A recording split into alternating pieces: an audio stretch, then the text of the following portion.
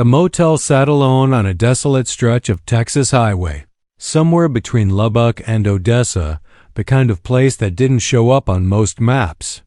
It was called Sunset Inn, though there hadn't been anything resembling a sunset in weeks. Just overcast skies that turned purple before slipping into a dark that seemed to swallow headlights whole. There were only 8 rooms, a flickering neon sign that buzzed faintly like a mosquito near your ear, and a single bored man at the front desk named Carl, who looked like he hadn't slept properly since the Reagan administration. Dean had been driving for 12 hours when he pulled in. He wasn't heading anywhere in particular. Maybe San Antonio, maybe not. He wasn't running from anything, he told himself, but the truth lingered in his rearview mirror like a ghost. His wife's voice still echoed in his ears, her screams, the crash of a bottle against the wall, and the sobs that came after. He wasn't a bad man, he thought, just tired.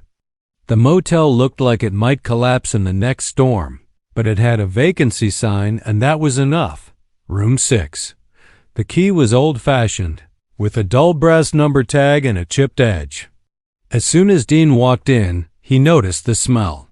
Mold, faint rot, something deeper beneath, like waterlogged wood and copper pennies left to rust. The bedspread was an awful brown-orange paisley that looked like it hadn't been washed since 1989. The AC unit clicked and wheezed like it was dying.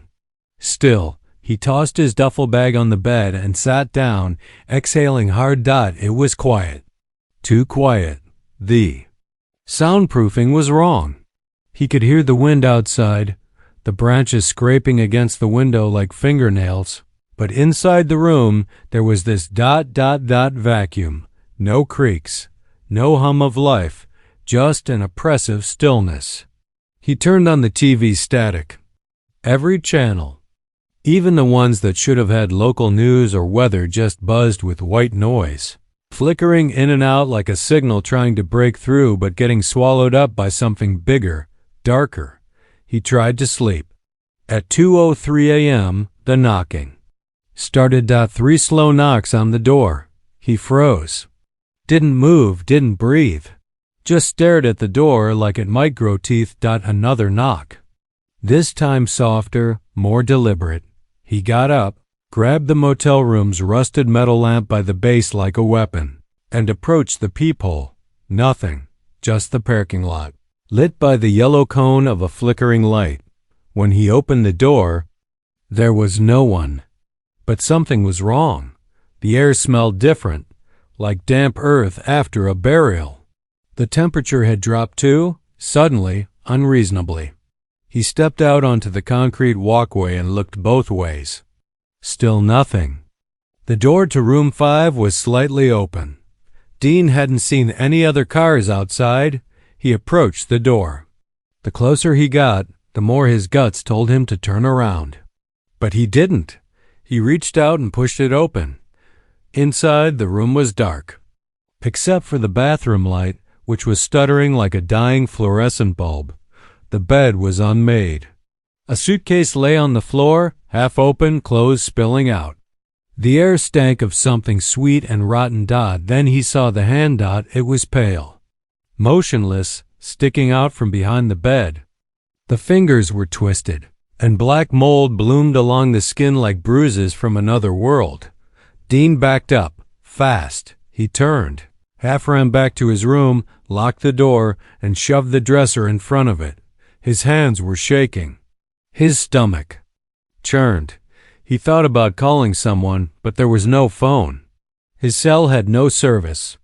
Just a single bar, flickering like a cruel joke. Then nothing. He didn't sleep. By morning, the door to room 5 was shut again. The smell was gone. He told Carl, the desk clerk, about what he saw. The man blinked slowly as if he'd heard this before. "There's no one in room 5, he said. "Hasn't been for years." Dean almost laughed, but Carl's face was flat and pale. "I saw a hand," Dean said, "and a suitcase. Clothes. Carl slid a dusty registry book across the counter. Dean flipped back through the pages. His name was there, under room 6. Every other entry on the page was years old. The last guest listed under room 5 was dated 2007. That night, he stayed anyway. He told himself he'd imagined it. Sleep deprivation, guilt, maybe even a dream. But at 2:03 a.m., the knocking came again. 3 times. He didn't answer. He just lay in bed, gripping the motel lamp, waiting for it to pass. The third night, something changed. This time, the knocking came from inside the room. Dean sat bolt upright. He knew he was alone. He hadn't even used the bathroom since the first night.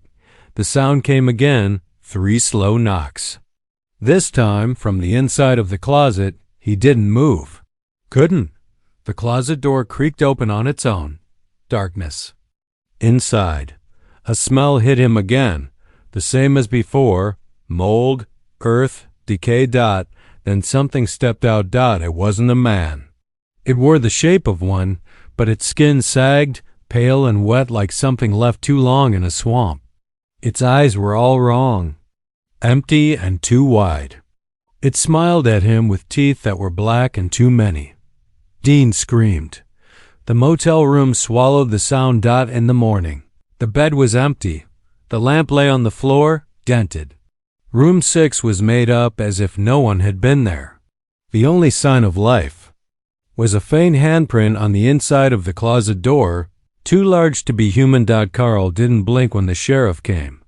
People check in, he said softly, but sometimes. They don't check out the same.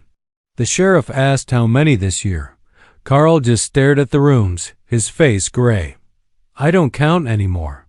The Sunset Inn is still there if you drive that lonely stretch of highway. Room 6 always has a vacancy. If you listen closely, you might hear the knock. Just don't open the door.